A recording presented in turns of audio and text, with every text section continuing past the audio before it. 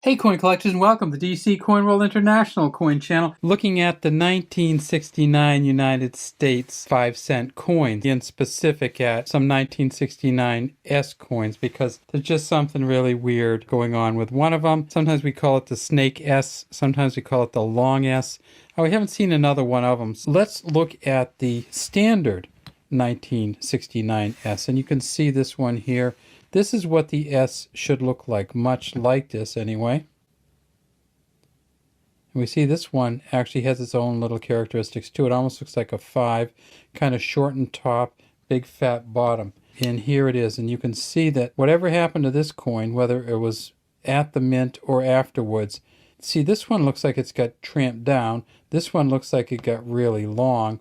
So the nickels of this era do have some of their own individual characteristics on them. In 1969, they made $203 million at the Denver Mint. They made $120 million at the San Francisco Mint. And then they also made 2.9 million proof coins. So you can get a 1969 S proof coin. When you look at this, you'll see that it has wear all the way around it. Could the wear on here have caused this to lengthen? If you look at the material, you see that it's the same material for all of them. It's a copper nickel. It weighs 5 grams, is 21.2 millimeters in diameter, and 1.75 millimeters in thickness. Now, we've had hundreds or maybe thousands of nickels that we've looked at, and we've never seen that kind of stretch on any of the other coins. But let's look at some of the other 1969 coins. In 1969, there was not a Philadelphia Mint nickel. And of course, this is a 1969D. We look at the 1969D, and that kind of looks weird. A funny looking D on there. Now, some of these coins get worn down in a really strange way.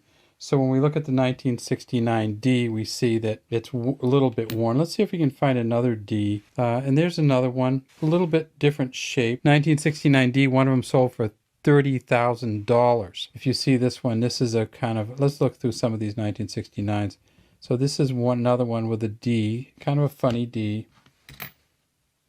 Here's another one, another flattened D. So you do get some Ds that are kind of flattened and don't look much like Ds. This one kind of a thin D, not a thick D. Here's another one here, and this is a, look at that S. So we were up to 3 S's, and let's look at them. So this is kind of a standard S. This is the long S, and this is the short top S. So see how this one has a big top and a squished bottom. This one has a squished top and a longer bottom. So the 1969 S's do have some of their own kind of funky characteristics, but we've never seen another one like this. Let's find another one. There's a D, and of course that's a thin D again. This one, a thin D, and this one. Let's look.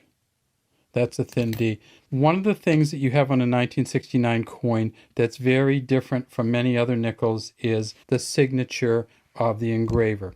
In 1938, Felix Schlag won the competition to engrave the United States nickel or 5-cent coin. Felix Schlag's initials are FS. His initials were never on the United States 5-cent coin until 1968. When you look at some of the older coins, so here's a 1964, you see that there is not anything underneath there.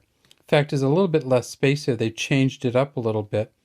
But in 1964, of course, there's no mint mark there, but there's also no FS there. But the other thing that was big about the 1969D that was worth so much money, we can't even see on these 1969 coins, and that is the steps. Now, if you have a 1969D with full steps, and in 1969 that would have been 5 steps. So let's look. No way to see any of the steps on any of these. But this is where the steps would be. Let's look at a coin that does have steps on it, and I'll show you. This is a proof version that just has steps on it. What they do to measure the full steps is they actually count them. There's your S in 3 different versions. There's your FS underneath. And if you're looking for the full steps, which is also an FS, it'll look something like this. Thanks for watching the DC Coin World International channel.